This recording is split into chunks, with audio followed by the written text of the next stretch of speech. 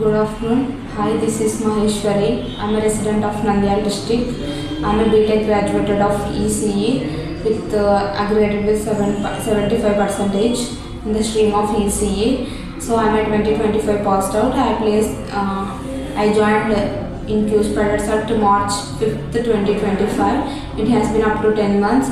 So there I learned more and more knowledge I learned with Java, Selenium, Core Java, SQL, manual. With internship also I done.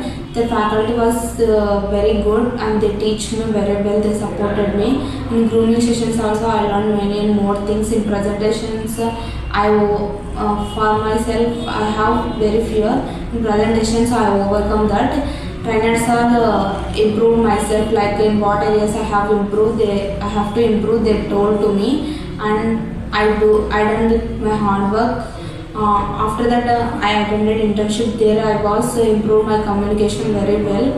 So compared to before attending internship, after attending internship experience was very good and I gained more and more knowledge.